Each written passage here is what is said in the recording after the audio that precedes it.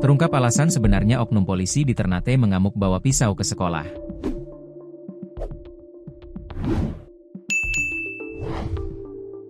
Terungkap alasan sebenarnya oknum polisi di Ternate, Maluku Utara mengamuk bawa pisau ke sekolah.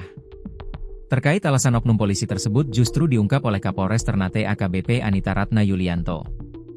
Terbongkarnya hal yang melatar belakangi anggota polisi ini mengamuk setelah peristiwa itu ditangani oleh pihak kepolisian. Kini penanganannya berada pada Bid Propam Polda Maluku Utara. Kapolres Ternate AKBP Anita mengonfirmasi insiden melibatkan oknum polisi yang mengancam warga dengan pisau telah ditangani Bid Propam Polda Maluku Utara. Aksi yang dilakukan oleh Bribda Raditya Farel Adjan ini sempat viral di media sosial. Kejadian tersebut terjadi di SD Negeri 41, Kelurahan Soa, Kecamatan Ternate Utara, Kota Ternate, Maluku Utara pada Rabu, 30 April 2025, sekira pukul 9.50 WIB. Terungkap, identitas oknum polisi tersebut yakni Bribda Raditya Farel Adjan. Adapun motif dari aksi itu juga terkuak, yang ternyata berkaitan dengan sang ibunda. Amukan Bribda Raditya berawal dari cekcok antara Risnayanti Jamaluddin, 33, dan ibunya, Chandra Atmaja, 42. Menurut Risna, mereka beradu mulut karena kedua anak berkelahi di sekolah. Dia tidak terima anaknya diperlakukan seperti itu. Karena menurut Risnayanti, ketika anaknya berbuat salah maka yang menegur anaknya adalah guru. Dari situ anak saya telepon dan saya ke sekolah lalu saya menyampaikan tidak usah tegur anak saya kalau dia salah. Silahkan lapor saya ke gurunya, kata Risnayanti, Jumat, 2 Mei 2025.